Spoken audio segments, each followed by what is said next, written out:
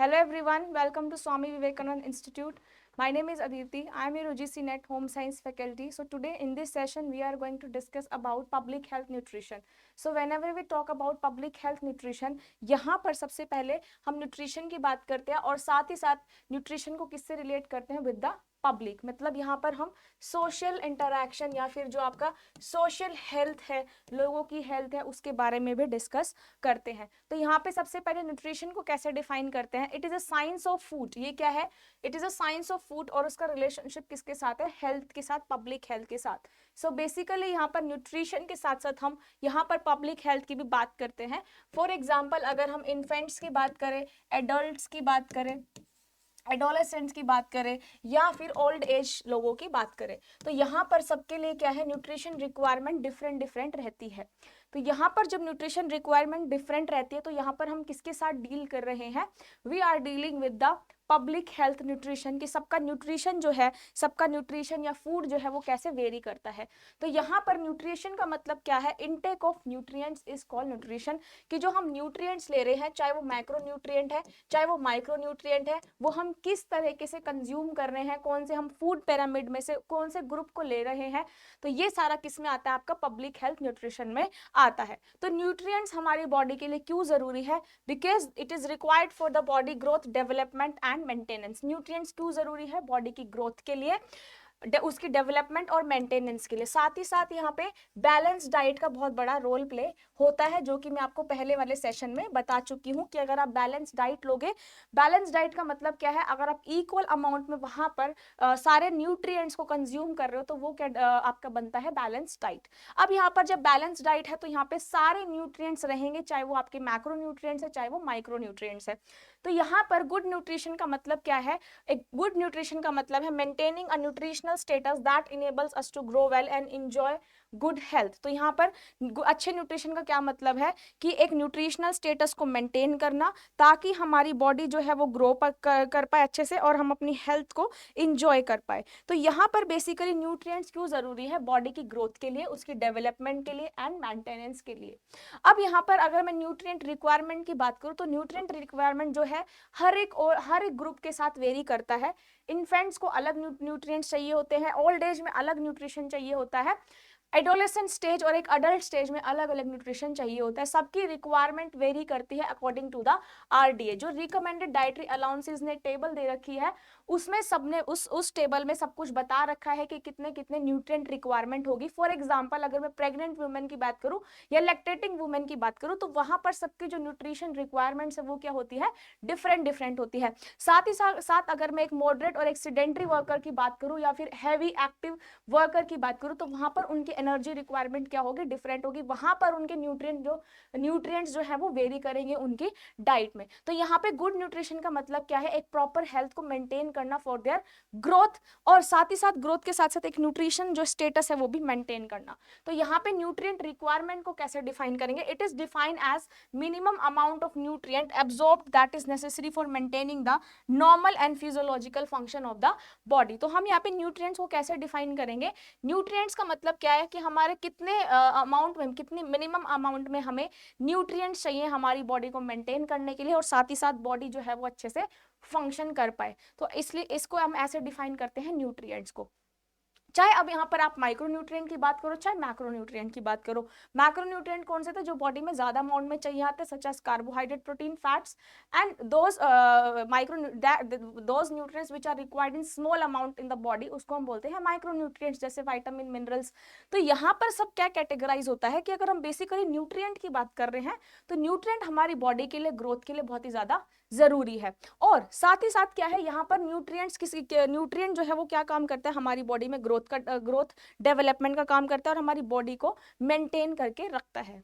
Now यहाँ पर public health nutrition का क्या मतलब है, तो public health nutrition is concerned with improving nutrition of the population. अब हमें क्या करना है, यहाँ पर पब्लिक की हेल्थ देखनी है, हमें पब्लिकली क्या करना है, न्यूट्रिशन को एनहांस करना है, उनकी बॉडी में क्या देखना है, न्यूट्रिएंट की कमी, न्यूट्रिएंट की डेफिशिएंसीज को देखना है। जैसे एक सर्वे होता है जिसमें हम क्या करते हैं, सीवियरली एक्यूट माल न्यूट्रिशन और MAM को मेजर करते हैं कि किस एरिया में कितने सारे यहाँ पर कितने बच्चे ऐसे हैं या फिर कितने लोग ऐसे जो सीवियरली एक्यूट माल न्यूट्रिशन में की कैटेगरी में आते हैं, या फिर कौन मॉडरेट की कैटेगरी में आता है। तो यहाँ पर हम न्यूट्रिशन की जब भी बात कर रहे हैं तो हम पब्लिक हेल्थ में किससे एसोसिएट कर रहे हैं, हम पब्लिकली लोगों की हेल्थ चेक कर रहे हैं, उनके न्यूट्रिशन को इंप्रूव कर रहे हैं।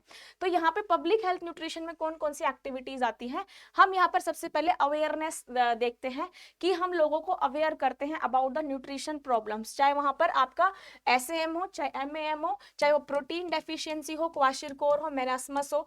तो यहाँ पर क्या है, चाहे आपके पास किसी भी न्यूट्रिएंट की डेफिशिएंसी हो, हम लोगों को उस डेफिशिएंसी के बारे में अवेयर करवाते हैं कि यहाँ पर जो है सोसाइटी में आपका क्या कैसे आपको न्यूट्रिशन इंप्रूव करना है, कौन कौन से यहाँ पे प्रोग्राम्स चलाए जाते हैं, कौन कौन से इनिशिएटिव्स लिए जाते हैं, ताकि हम लोगों में इम्प्रूवमेंट कर सके। जैसे आपके अंडर डेवलप्ड जो रीजन्स है जहां पर लोग आज भी अवेयर नहीं है, तो उस जगह पे हमने कुछ इनिशिएटिव, कुछ प्रोग्राम्स चलाए जाते हैं सो दैट लोगों को वहां पर अवेयर किया जाए। दूसरा, अवेयर करने के बाद अगर हमने कोई प्रोग्राम चलाया, उसको इम्प्लीमेंट किया, तो वहां पे मॉनिटरिंग होती है, सर्विलेंस होता है और उसका इवेल्युएशन जो है पॉपुलेशन में किया जाता है। जैसे यहाँ पर कुछ कम्युनिटी बेस्ड प्रोग्राम्स चलाए जाते हैं, जैसे यहाँ पे कुछ कम्युनिटी बेस्ड प्रोग्राम चलाए जाते हैं। ये कम्युनिटी बेस्ड जो प्रोग्राम है, इनको पहले इनका आइडिया बनाया जाता है, फिर इनको इम्प्लीमेंट किया जाता है। इम्प्लीमेंट करने के बाद इनका इवैल्यूएशन होता है, इनकी मॉनिटरिंग की जाती है, इनकी सर्विलेंस की जाती है कि ये प्रोग्राम्स जो है वो अच्छे से चल पा रहे हैं या फिर नहीं चल पा रहे, लोग जो है अवेयर हो रहे हैं या नहीं हो रहे, उनको अडेप्ट कर पा रहे हैं कि नहीं कर पा रहे। तो यहाँ पे पब्लिक एजुकेशन भी आ सकता है, जैसे आपका न्यूट्रिशन एजुकेशन आ गया, ठीक है, बिहेवियर चेंज क्या आ रहा है पब्लिक में। तो ये सारी चीजें जो है हम नोटिस करते हैं in a public health nutrition. Now coming to the programs and intervention, जो यहाँ पे प्रोग्राम्स और इंटरवेंशन चलाई जाती है, तो वहां पर हम सबसे पहले क्या करते हैं, डिजाइन प्लानिंग करते हैं, फिर उसकी मैनेजमेंट करते हैं और फिर उस डिजाइन को इवेलुएट करते हैं। तो ये सारे स्टेप्स आते हैं आपके पब्लिक हेल्थ न्यूट्रिशन में। या फिर जब भी हम कम्युनिटी कुछ भी आपके प्रोग्राम्स या फिर इनिशिएटिव्स लेते हैं, तो ये सारे आते हैं स्टेप। सबसे पहले हम डिजाइन प्लान करते हैं, देन उसको मैनेजमेंट करते हैं, देन उसका इम्प्लीमेंटेशन करते हैं। टाइमली मॉनिटरिंग करते हैं, हम देखते हैं कि क्या क्या इमरजेंसीज है, या फिर जो हम इमरजेंसी फूड देखते हैं कि किसको कितना फूड यहाँ पर रिक्वायरमेंट है। बेसिकली मैंने आपको एक टर्म बताई थी, that is adequate basic ration. यहाँ पे कितने लोगों को नीड है एक पर्टिकुलर एरिया में इमरजेंसी के टाइम पे, तो यहाँ पर हम उससे क्या करते हैं, डील करते हैं। यहाँ पर हम बेसिकली मॉनिटरिंग करते हैं। दूसरा, यहाँ पर हम लिंकेज देखते हैं विद पॉपुलेशन एनवायरनमेंट की लोग कितना अवेयर है। और जो हमने पॉलिसीज चलाई है, ये सभी का हम देखते हैं, economic development, health development and agriculture sector, ये सब देखते हैं। नेक्स्ट यहाँ पे आता है nutritional requirement for different group. अलग अलग ग्रुप के लिए क्या न्यूट्रिशन रिक्वायरमेंट्स रहती है, तो अलग अलग न्यूट्रिशन रिक्वायरमेंट चेंज होती रहती है body to body, life stages to life stages. अब जैसे मैंने आपको बताया, सबसे पहले इन्फेंट के अलग न्यूट्रिशन रिक्वायरमेंट होती है, फिर वहाँ पे एडोलेसेंस स्टेज में अलग रिक्वायरमेंट होती है, फिर यहाँ पे एडल्ट स्टेज में यहाँ पे अलग न्यूट्रिशन रिक्वायरमेंट रहती है, और फिर ओल्ड एज में जो है वो अलग न्यूट्रिशन रिक्वायरमेंट रहती है। तो यहाँ पर स्टेज टू स्टेज वेरी करता है न्यूट्रिशन की वैल्यू। नाउ यहाँ पर न्यूट्रिशन रिक्वायरमेंट जो है जनरली 4 स्टेजेस का होता है, infant, adolescence, adult and old age. तो ये सारा साइकिल जो है आपका चलता है from infant to the old age. तो यहाँ पे न्यूट्रिशन की जो कंटेंट है, न्यूट्रिशनल वैल्यू है, वो चेंज होती रहती है। अब यहाँ पे जो न्यूट्रिशनल वैल्यू है वो किस पे डिपेंड करती है, फर्स्ट डिपेंड करती है फिजिकल एक्टिविटी पे, चाहे वो हैवी फिजिकल एक्टिविटी कर रहा है या फिर वो मॉडरेट फिजिकल एक्टिविटी कर रहा है। जैसे आपने देखा होगा, जो हैवी एक्सरसाइज करते हैं, जिनकी हैवी फिजिकल एक्टिविटी होती है, उनको न्यूट्रिशन जो है वो ज्यादा चाहिए होता है। फॉर एग्जाम्पल एथलीट, अगर मैं आपको बेसिक एक नॉर्मल कॉमन मैन की बात करूं, तो वहां पर एथलीट के कंपैरिजन में उनकी न्यूट्रिशनल वैल्यू क्या है, कम हो जाती है, उनकी न्यूट्रिशनल डिमांड क्या है, लो हो जाती है। तो physical activity play a important role. Next, body size and composition. Obviously जो आपका जैसे मान लो ओबीज है, ठीक है, उनका न्यूट्रिशनल रिक्वायरमेंट क्या है, ज्यादा है as compare to the thin, but उस केस में क्या है, उनका फैट जो है बॉडी में एक्यूमुलेट है। तो यहाँ पर जो है पर्सन का साइज और बॉडी कॉम्पोजिशन भी बहुत वेरी करता है। जैसे मैं अगर बात करूँ, किसी को सीवियर एक्यूट माल न्यूट्रिशन है, वहीं पर एक कॉमन मैन है, तो न्यूट्रिशनल रिक्वायरमेंट किसकी ज्यादा होगी, जिसको एक्यूट माल न्यूट्रिशन है, क्योंकि वहां पे उसकी बॉडी में तो न्यूट्रिएंट्स की कमी है, तभी तो माल न्यूट्रिशन है।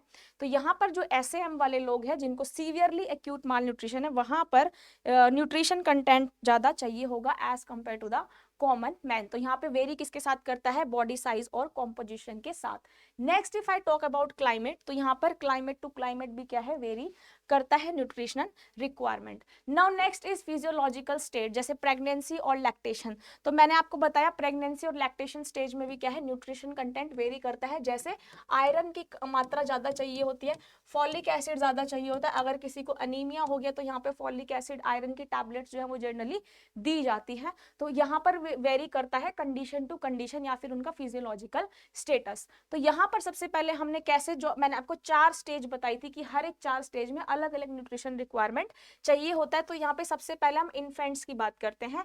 यहाँ पे बच्चों के टाइम पे क्या होता है, जो इन्फेंट होता है उसका क्या होती है, एकदम ग्रोइंग स्टेज होती है, ठीक है। वहां पर बेबी क्या है, ग्रो कर रहा होता है। तो ग्रोइंग स्टेज में क्या है, यहाँ पर अलग अलग न्यूट्रिशन रिक्वायरमेंट जो है वो वेरी करता है, क्योंकि न्यूट्रिशन ही है जो ग्रोथ को मेंटेन करता है, ग्रोथ को डेवलप करने में हेल्प करता है। क्योंकि इन्फेंसी जो बच्चे हैं उनकी ग्रोथ है रैपिड होती है, इसलिए उनका डाइटरी जो एडेप्टेशन है वो जल्दी होता है। मतलब न्यूट्रिशन जो आपका न्यूट्रिएंट जो वो कंज्यूम करते हैं वो किस में हेल्प करता है, उनकी ग्रोथ में, बॉडी की ग्रोथ में, बॉडी को मेंटेन करने में हेल्प करता है। तो यहाँ पर जो है ब्रेस्ट फीडिंग के टाइम पे भी न्यूट्रिशन कंटेंट वेरी करता है।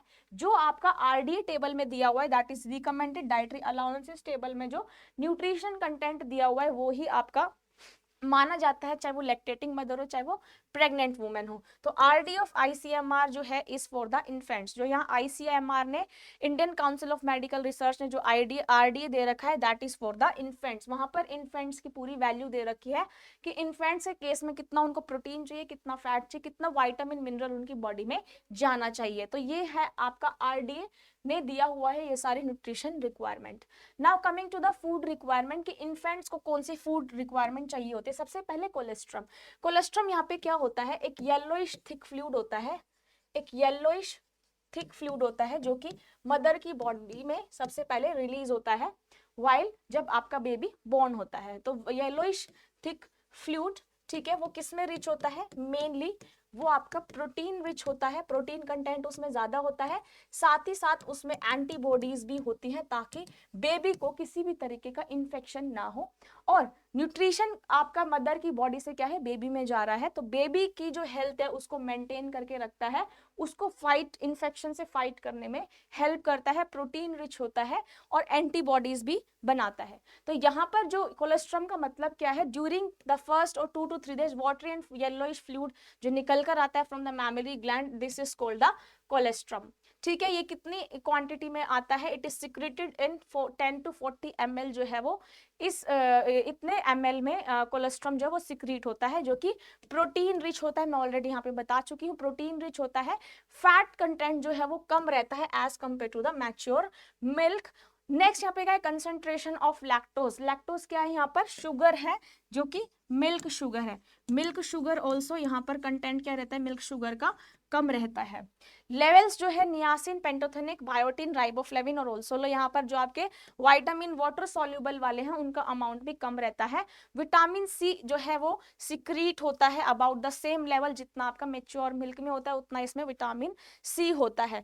अब यहाँ पर क्या है, जिंक। जिंक का कंटेंट कितना रहता है, 20 ग्राम पर ml। और यहाँ पे क्या है, मेच्योर मिल्क का कितना रहता है, 2.6 mg पर ml। तो ये सारा था कोलेस्ट्रॉम का डाटा जो कि सबसे पहले इन्फेंसी स्टेज में चाहिए होता है ना। कोलेस्ट्रॉम जो है उसमें आपके पास कुछ सब्सटेंस प्रेजेंट रहते हैं जिनका मैं बता रही थी ना, एंटीबॉडीज प्रेजेंट रहती, दैट इज एंटीवायरल एक्टिविटी। अगर बच्चे की बॉडी में इन्फेक्शन होता है तो वो उससे फाइट करने में हेल्प करता है, या फिर उसकी क्या होती है, एंटीवायरल एक्टिविटी। कोई भी वायरस को, कोई बैक्टीरिया को प्रिवेंट करता है उनकी बॉडी में एंटर करने से। ऑल्सो कोलेस्ट्रॉम में B12 बाइंडिंग प्रोटीन होता है विच रेंडर्स B12, ताकि जो आपका B12 है उस प्रोटीन को बाइंड करके रखता है ताकि बच्चे में किसी भी तरह का इन्फेक्शन ना हो, एंटीबॉडीज से फाइट करने में हेल्प हो, साथ ही साथ उनकी ग्रोथ होती रहे। ऑल्सो यहाँ पे एंटीबॉडीज होती है again viral disease such as small pox, polio, measles, influenza, इन सब से प्रोटेक्ट करता है। एंजाइम्स जो है लाइसोजाइम, परऑक्सीडेज, ज़ैंथिन ऑक्सीडेज, ठीक है, ये सेल मैचुरेशन करता है, ये सबसे ज्यादा आपका कोलेस्ट्रॉल में रहता है, जिसकी वजह से बॉडी क्या होती है, बॉडी ग्रो करती है उनकी। तो ये सारा था कोलेस्ट्रॉल का डाटा जो कि हमारे इन्फेंसी स्टेज में चाहिए होता है। नाउ यहाँ पे इन्फेंट स्टेज में और क्या होती है, आर्टिफिशियल फीडिंग। 6 मंथ्स तक तो क्या है, यहाँ पे मदर मिल्क दिया जाता है, लेकिन उसके बाद हम आर्टिफिशियल फीडिंग कराती है, जिसमें हम मिल्क के अलावा कोई सब्सटीट्यूट देते हैं। तो यहाँ पर क्या है, though no milk can be a real substitute for mother milk, sometime it is needed to give an artificial feeding. यहाँ पर हम ब्रेस्ट मिल्क की जगह एक आर्टिफिशियल फीडिंग करते हैं, that is known as artificial feeding. अब ये आर्टिफिशियल फीडिंग हम करते कब हैं, किस किस सर्कमस्टांस में, किस किस कंडीशन में हम आर्टिफिशियल फीडिंग करते हैं। कब करते हैं artificial feeding, when mother is suffering from illness, fever और इन्फेक्शन। अगर मदर को फीवर हो रहा है या इन्फेक्शन हो रहा है तो हम आर्टिफिशियल करते हैं, ताकि ये जो इन्फेक्शन है ये बेबी में ट्रांसफर ना हो। तो to prevent the transfer of infection from the mother body to the babies health, उसलिए हम क्या करते हैं, इसको इसमें ऐसी कंडीशन में आर्टिफिशियल फीडिंग जो है हम कराते हैं। नेक्स्ट यहाँ पे अनदर प्रेगनेंसी इंटरवेंस ड्यूरिंग लैक्टेशन। अगर लैक्टेशन के टाइम पे कोई और दोबारा से मदर प्रेग्नेंट हो जाती है, तो उस केस में भी हम आर्टिफिशियल फीडिंग जो है वो करवाते हैं। Next is the child is too weak to nurse और can not be because of hare lip और क्लेफ्ट पैलेट। यहाँ पर क्या है, अगर बेबी के पोस्चर में कोई प्रॉब्लम है या फिर बेबी बहुत ज्यादा वीक है, तो उस केस में भी हम आर्टिफिशियल फीडिंग करा सकते हैं, क्योंकि हम उसमें एक्स्ट्रा सब्सटीट्यूट दे रहे हैं, उनकी न्यूट्रिशनल वैल्यू को और एनहांस कर रहे हैं। या फिर हम कब आर्टिफिशियल फीडिंग करते हैं, जब ब्रेस्ट मिल्क कंप्लीटली सिक्रीट होना बंद हो गया है और वो इनसफिशिएंट है उस बच्चे के लिए, तब हम आर्टिफिशियल फीडिंग करा सकते हैं। या फिर ऐसी कंडीशन में जहां पे mother is not able to feed his baby, तो यहाँ पर फीड हर बेबी, तो यहाँ पर इस कंडीशन में भी हम क्या करते हैं, आर्टिफिशियल फीडिंग जो है हम कराते हैं। तो mother is on anticoagulant, steroids और रेडियो एक्टिव ड्रग्स। अगर मदर को कोई प्रॉब्लम चल रही है या फिर उसकी कोई दवाइयाँ चल रही है, मेडिकेशन पे है, स्टीरॉइड्स ले रही है, तो उस कंडीशन में भी हम प्रिवेंट करते हैं कि आर्टिफिशियल फीडिंग कराई जाए। या फिर मदर की डेथ हो गई है, तो इस कंडीशन में हम आर्टिफिशियल फीडिंग कराते हैं। तो ये सारी कंडीशंस हैं, इन्हीं कंडीशंस के ध्यान में रखते हुए हम क्या करते हैं, आर्टिफिशियल फीडिंग कराते हैं।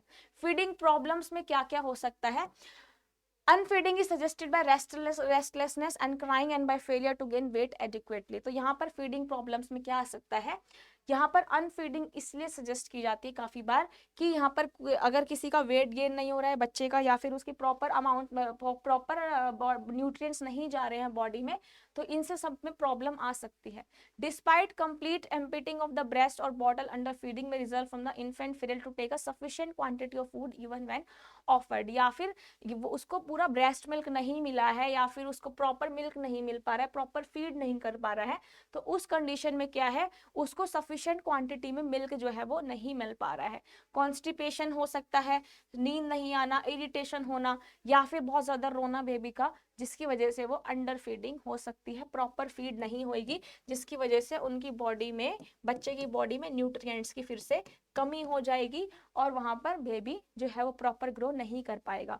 अब यहाँ पर हम सप्लीमेंट्री फूड कौन कौन से दे सकते हैं, लिक्विड सप्लीमेंट्री फूड दे सकते हैं, जैसे जूस दे दिया, orange, tomato, sweet lime, grapes, cod liver oil, ये सब जो है हम सप्लीमेंट्री फूड जो है दे सकते हैं for enhancement of the nutrients in the body. Next यहाँ पे मैश करके दे सकते हैं फूड, जैसे आपने पोटैटो को मैश करके दे दिया, ग्रीन लीफी वेजिटेबल को कुक किया और मैश करके दे दिया, तो वो भी हम बेबी को फीड कर सकते हैं as a supplementary food. Solid में कैसे दे सकते हैं, कैरेट दे दिया, कुकुम्बर दे दिया, कुक्ड राइस दे दिया, piece of roti, toast, biscuit, ये सब हम दे सकते हैं, ताकि वो च्यू कर सके और स्वेलो कर सके और उसकी बॉडी में क्या है, प्रॉपर ग्रोथ हो जाए। नाउ यहाँ पे प्री टर्म बेबीज का मतलब क्या होता है, प्री टर्म बेबीज वो होते हैं जो कि those who are born before 37 week of gestation, जो पहले ही बोर्न हो जाते हैं बिफोर 37 वीक। यहाँ पर low birth weight babies are born with a birth weight of less than 2500 gram. यहाँ पर प्रीटर्म बेबी जो पहले समय से पहले हो जाते हैं, उनका क्या है, लो वेट जो है, लो बर्थ वेट आता है, तो ऐसे इनको बोलते हैं प्रीटर्म बेबी, जिसका लो बर्थ वेट रहता है और कितना रहता है, less than 2500 gram. The incidence of low birth weight baby in India 30%, कितना है इंडिया में रेट इसका? 30% है। Preterm is at disadvantage in many aspect of nutrition, अगर मदर ने प्रॉपर न्यूट्रिशन नहीं लिया है इन द प्रेगनेंसी पीरियड, तो उस केस में ये सारी प्रॉब्लम्स जो है वो आ सकती है। The problem faced preterm babies are, अब जो प्री टर्म बेबीज जो पहले हो जाते हैं, प्रॉपरली मैच्योर नहीं होते, तो उसमें क्या क्या प्रॉब्लम आ सकती है? पुअर सकिंग एंड शेलोइंग रिफ्लेक्सेस, जो उनकी मूवमेंट है उसमें प्रॉब्लम आ सकती है। High caloric requirement with small stomach capacity, छोटा उनका स्टमक है लेकिन उनकी जो न्यूट्रिएंट कैपेसिटी है वो क्या हो सकती है? ज्यादा हो सकती है। Poor gag reflex and incompetent cardio oesophageal sphincter leading to aspiration, decrease absorption of essential nutrients, जो कि इसकी बॉडी में अगर न्यूट्रिएंट की अमाउंट रिक्वायरमेंट ज्यादा है और प्रॉपर उसको बॉडी एब्जॉर्ब नहीं कर पा रही है, तो ये सारी चीजें जो है वो आ सकती है when the baby is pre term baby और प्री मेच्योर्ड, मतलब प्रॉपरली मेच्योर नहीं हुआ है, बट तो उसकी मेच्योरनेस ना आने की वजह से ये सारी प्रॉब्लम्स जो है वो एक मदर भी फेस कर सकती है, साथ साथ बेबी तो फेस करेगा ही। तो this is all about public health nutrition. और इस इन्फेंसी स्टेज में क्या चाहिए होता है, कितना कोलेस्ट्रॉम चाहिए होता है, कोलेस्ट्रॉम के फंक्शंस क्या होते हैं, सप्लीमेंट्री फूड हम कब देते हैं, एंड आर्टिफिशियल फीडिंग हम किस कंडीशंस के अंदर कराते हैं। होप आपको सेशन अच्छा लगा होगा। इसी तरीके से पढ़ते रहिए, अपनी कंसिस्टेंसी को मेंटेन करे रखिए, आपका JRF नेट जरूर क्लियर होगा। कोई डाउट हो तो आप कमेंट बॉक्स में मेंशन कर सकते हैं। Thank you so much, bye and take care everyone.